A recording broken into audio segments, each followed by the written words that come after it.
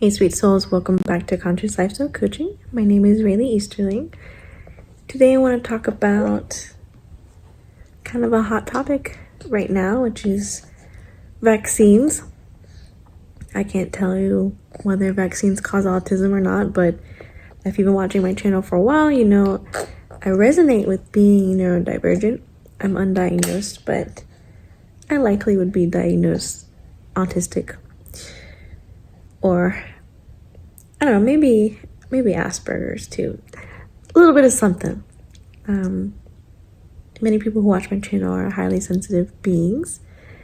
So I want to talk about our first experience getting my son's first vaccine today, which is not something I wanted to do at all. In fact, just a couple months ago, I wanted to be totally vaccine free. However, after the birth went the way it went, I learned that, we need a little bit of some help from the medical system. I don't know what came first, chicken or the egg. I think sometimes the medical system causes more disease or makes diseases even stronger because we try to manipulate nature so much. But that's beyond my control and beyond the control for whoever is watching this. So maybe you're considering vaccines or just interested in what I have to say about it, or maybe you're about to get one or just had one. But I wanted to share my thoughts today. So highly empathetic. I am so sensitive, especially to my baby. And yeah, I have to say it was just as difficult as I thought it was going to be to get it done today. We only had one shot done. I spent a lot of time talking with family members, getting their opinions and reading through research, reading this book, which I'll go ahead and I'll grab when I'm free and show it to you. I think it's by Dr. Paul Thomas, which he's a controversial doctor anyway. Actually found him on YouTube. The book we're reading is The Vaccine Friendly Plan. And so he's a pediatrician for over 30 years. And he goes through each vaccine, his honest opinion and professional opinion about them. And so my family members and I went through each vaccine and decided according to our lifestyle, which one do we really feel that we need? Which vaccines would we feel that if you were to contract the disease, would we feel good about that? And yeah, some of the vaccines we didn't feel were exactly relevant. We live a mindful lifestyle.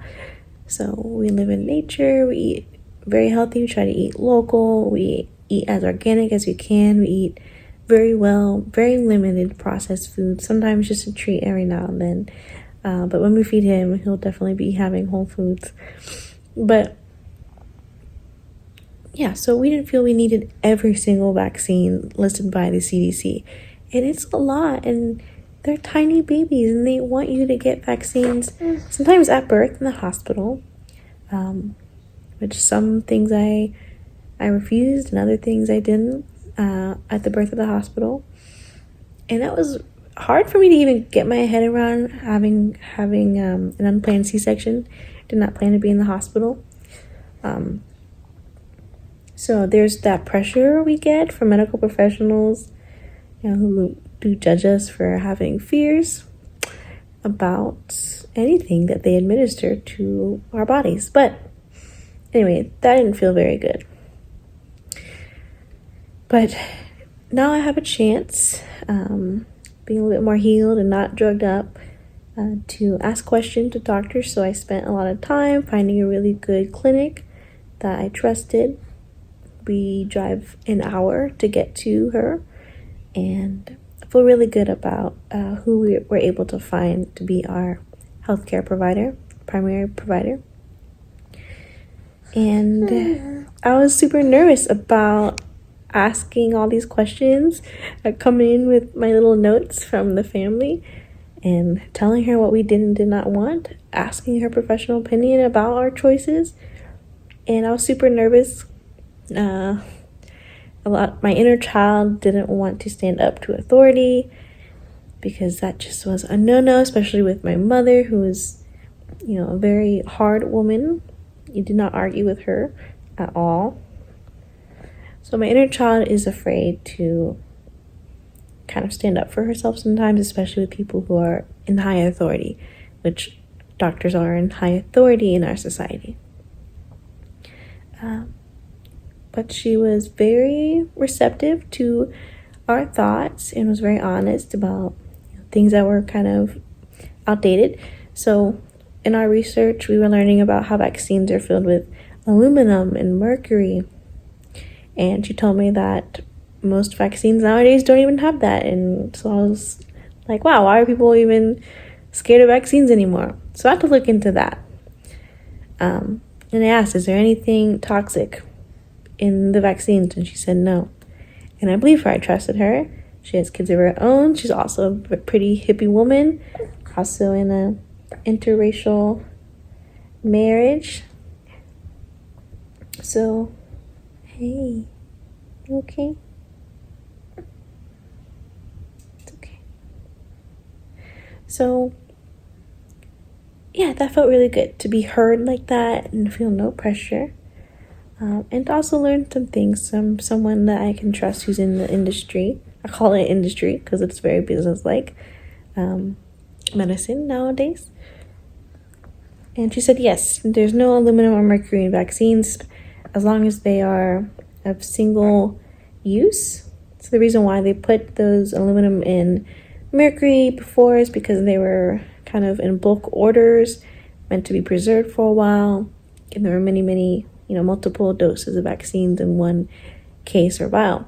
But now they have vaccines that are single dosages. So that was reassuring. I did ask her about Tylenol because that's also in headlines right now about being linked to autism, but also just not being good for babies in particular. And she said Tylenol is safe. I still want to do some more research on that. She said she prefers ibuprofen. No, that Tylenol, acetaminophen is better than ibuprofen. And again, I'm not a medical professional anyway, so don't take any of this as doctrine of what's safe. I'm just sharing my experience today. So anyway, we had one vaccine, and that needle is so big, and he's such a little baby. It's like a quarter of the width of his thigh. It's a big needle. And like I said, I'm neurodivergent, very sensitive. I've never liked needles in the first place. I remember getting vaccinated as an adolescent and having a reaction to one, so I'm already a little bit biased. And that reaction was to, what was it? It was for like ovarian cancer prevention back in the day. And it's actually banned in most countries nowadays. So I think my adolescent self didn't know something was up. But it sent a burning fire through my arm, and I remember passing out. I think she's a nurse practitioner, not a doctor. She said today in the clinic, which was kind of curious, I didn't push on it, but they didn't give COVID vaccines. So that was a little bit more promising. And anytime I asked questions on every vaccine the CDC recommended, I said, okay, what year did the vaccine come out? How long have they been in administration, in society? And she was very honest and gave me as much information as she could. One particular one that's also a hot topic right now is the RV virus or something like that. RVS. Something. It's a respiratory illness where it's not a vaccine, it's an antibody that they're administering. But this clinic wasn't given it. It's actually an old version of a vaccine before they called it what it is now. But people are talking about this antibody vaccine. Oh, RSV, that's what it is. As much as people are talking about the COVID vaccine. And I know I didn't want that. If it's new, if it's just recently come out, I don't want it. So yeah, there were some vaccines that my family decided would be beneficial. The doctor's book that we read, the vaccine friendly plan, I actually looked into him, found him on YouTube, and he actually lost his medical license. I didn't really look into why. He's very open about it. He had some podcasts. I didn't have the time, but someone commented on YouTube that one of his patients got tetanus and almost died, went to the hospital. So, things happen, diseases happen. And again, I wanted to have a totally hippie, herbal birth and start of life for Zion, but it's not possible. We have to protect our children. But I didn't want to overdo it like the CDC recommended. So that one little shot was so much on him. He's such a little baby and he's learning how to trust and feel safe in the world. He didn't need 5 shots. That'd be crazy. Absolutely insane. I guess some people do it, but I couldn't. And I was trying to breastfeed him as he got the shot today. So I saw in his eyes the moment he felt him get stabbed with this needle. I saw in his eyes the moment of what's happening to me. Why is this happening to me? Oh my God. And then ow. And then mommy, help. It was a lot. So I did cry in postpartum. I did cry and cradle him and rock him after. He left me alone. And the nurse that gave him the shot totally understood she's a mommy too. And she said she feels the same way and most moms feel the same way. And she told me I was a good mom. So before we left the office, Zion still gave me a smile. He's been super smiley and happy lately. And I was so scared that it would change once he got the shot. But he is doing good. He's a little sleepy from the journey. Probably a little sore. Again, that was a big needle for a little baby. Ugh. I never liked needles, okay? And the nurse practitioner said that he probably want to sleep a little bit more in the next couple of days. And that's the most we would expect. I was going to get a second shot after that one, but after his reaction, he cried hard, his face turned red, and then he was over it. He cried just as much as he would cry because my husband doesn't rock him or if I stop playing with him. He cried that same amount of time. But I was thinking about the soreness and then what if he has a reaction? Because I still don't know what's in the vaccine. Yes, she told me there's no toxins in it, but I don't know what he's allergic to yet. So I wanted to have one vaccine, and as Dr. Paul Thomas recommended, we can space them out as much as we want, as long as we want. And as my doula and midwives recommended, before birth we can always change our mind later. But why do it so young when he's such a tiny baby? Unless it was something that if he did contract as a baby now would be totally devastating. And those are the ones that my husband and I and our family chose. So starting there, we're going to get the next one in a month. And there's only one more, I think, is absolutely necessary. After that, I think we'll wait a while. And we're not really into flu vaccines or anything like that. There's some things that we think we should build immunity against. And eventually, all of our children, all of our babies get sick. We all get sick. I personally never had the COVID shot. I lived alone. I lived in the country. I worked from home. I wasn't in anyone's vicinity where they were immunocompromised. It was a new vaccine. And I knew I was going to be a mother within the next couple of years. I just knew. And so my spiritual guidance told me not to get the COVID vaccine until we know how it affects fertility and pregnancy and all those things. So I toughed it out. I got COVID twice. It sucked. It was awful, but I had worse in college at Florida State, having strep. I think it was the worst case of strep ever. So painful. COVID sucked. The first time I got COVID when it first came to the U.S., that cough was insane. Like, I wonder if I have lung damage. I wondered if it was just so intense. But we don't know. We don't know what was in the medicine, so I toughed it out. These are conversations I'm going to continue to have with my husband and my family about, how do we continue to protect our son and future children from diseases. But we don't need to have 5 shots of some things that are very, very unlikely he would contract all at once at 2 months old. So those are my thoughts. If your baby is going to get vaccinated and you're conscious, you're empathetic, what I recommend is that you have the day off if you don't work from home, and you just practice some self-care for the baby. Have soothing music playing after. Be ready to comfort them. The nurse practitioner recommended a bath. We don't have a bathtub. So I know what gives my baby comfort is soft blankets and his pacifier and music and cuddles. So that's what we're doing. And I'll keep talking to him and telling him he's fine and playing with him like nothing happened. I'm not going to project fear and my own insecurities onto him, even though I probably did a little bit, and it's hard not to. Just being conscious that he's probably sore. So we're going to be very gentle with him and just keep an eye on him, make sure he's good. And we'll go back in a month and get another one.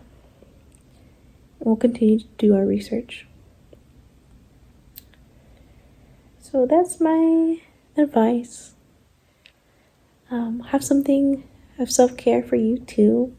Whether that's some hot tea or get a good breakfast after, whatever you need to do, just to feel good about your decisions. As long as you feel empowered, that's all there is. It's tempting to want to go vaccine-free, but the future that Zion's going to live, I don't know what lifestyle he wants. And I know a lot of very herbal, natural people who live on farms and out in the mountains in the country and may not ever be in contact with disease, but I don't know the future that Zion wants. So we're going to protect him from what we can, mindfully and minimally. So I used to be a black and white thinker, all or nothing, but not anymore. And I've learned there's no control really with having a baby. He often tells me as a soul what he wants, what he needs, and we go from there. I've had a lot of plans, a lot of ideologies, but since having a baby, he tells me as a soul what he needs. And so may your children speak to you, and may your soul speak to you also about what you need in terms of vaccines and any prevention against disease. And just know it's real. We have to battle. That's why we are here on earth. We have to battle disease. So how are you going to do it? If you don't live a healthy lifestyle, if you don't live close to nature, you don't eat well, you don't exercise, then you likely do need vaccines. These are my personal opinions. These are just my thoughts out loud. And I'd love to hear what you have to say. Feel free to comment or to send me an email. And just thank you for listening. I pray you're doing well. And if you would like some support, someone to talk to who's on the conscious path with you, you can book a one-on-one coaching session with me. I'll talk about anything, and particularly when it comes to your soul mission, your soul vision. If you need clarity on that, or if you need direct support to help you build, learn more about what I offer at consciouslifestylecoaching.com. And just thank you for being a part of this journey, and thank you for being a part of this channel. If you haven't subscribed, please subscribe and continue to have these conscious discussions with me. And I'll be sharing some empowering words, just calm energy, peaceful energy. We're very grounded here, but at the same time, very spiritual, and it's going to get real. So I'll see you in the next video. Peace and love.